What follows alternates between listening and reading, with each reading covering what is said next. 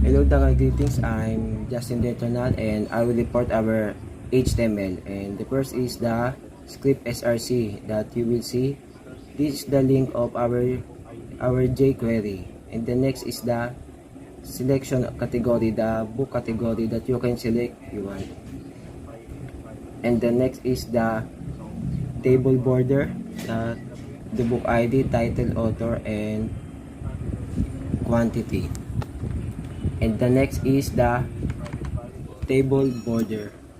So it's you can add the transaction ID, book title, and borrower name. And the last is the JavaScript file that connects your HTML to our JavaScript. Yun lang. To reduce quantity when it's borrowed.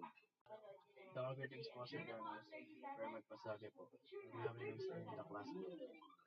So the class group represents a book in the system.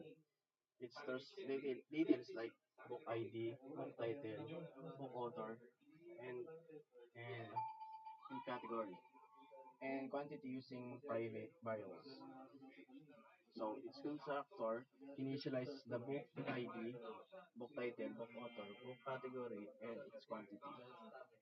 It uses a private variables and has a getter method to access the data. So the get book returns the book ID, get book title returns book title, and get book author returns book author, so on and so forth. And it has a borrow book method to reduce quantity when it's borrowed. So the transaction class represents a borrowing record. Its constructor sets the transaction ID, book title, and borrower name. It also has getters access to access them. So the get transaction ID returns the transaction ID, so on and so forth.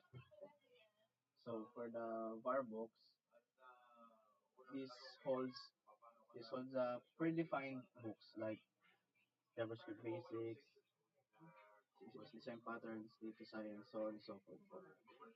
And the transaction array stores borrowing records. And for the last one is the var next trans ID.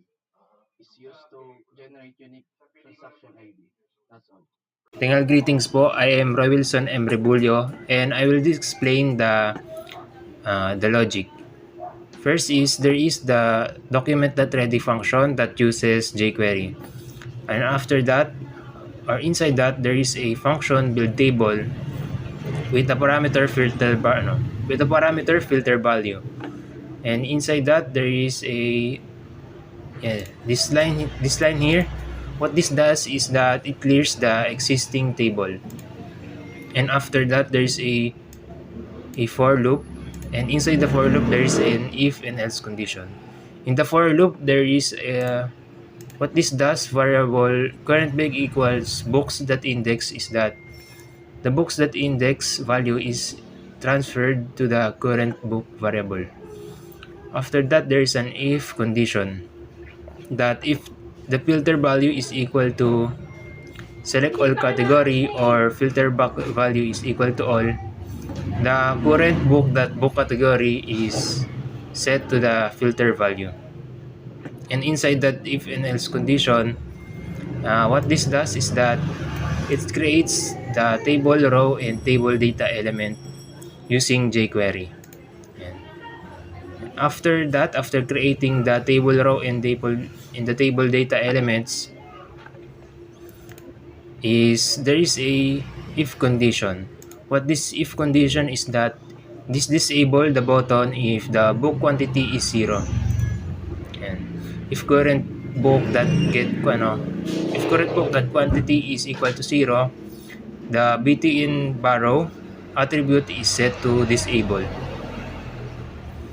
And after that if condition, there is an event for borrowing the book. The btn borrow that click function, inside that there is a variable clicked index that uses jQuery this that attribute set to data index, and variable selected books equal to book that clicked index, local variable click index. After that, there is a variable borrower that is getted from the value to the prompt if you entered the borrower name. And after that, there is an if condition that if the borrower is not empty or null, and inside that if condition, the selected book that borrow book does is that it updates the book object. After that, there's a variable new transaction that's create a new transaction object with a next transaction ID, selected book, that book title, and the borrower name.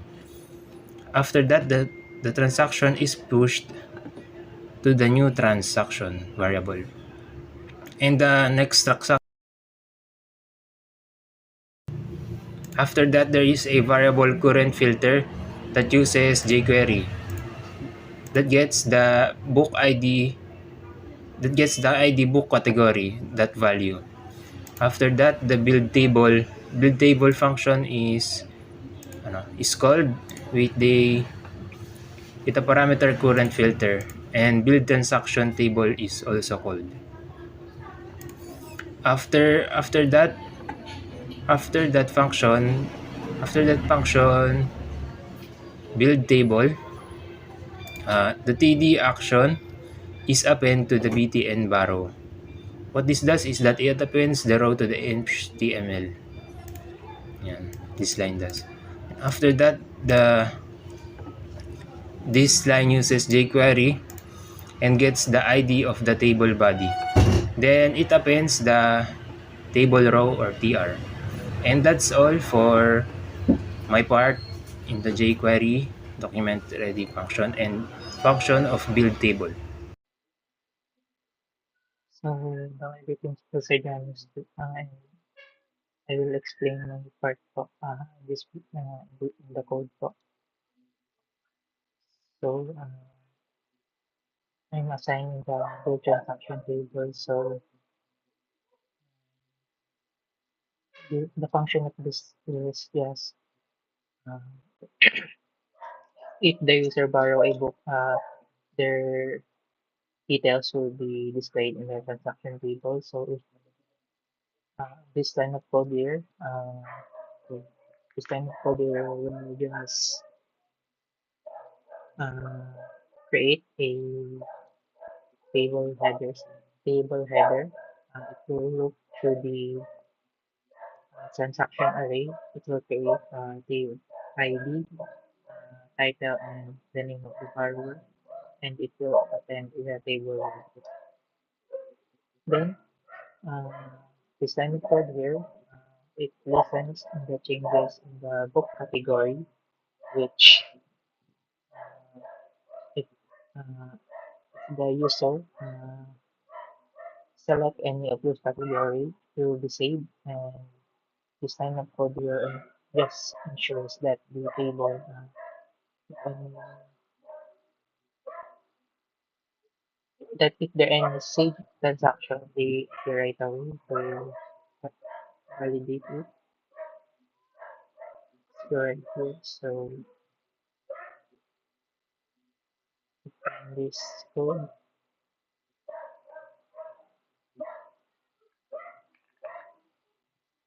so as you can see, it is based on the value transaction, and that's all.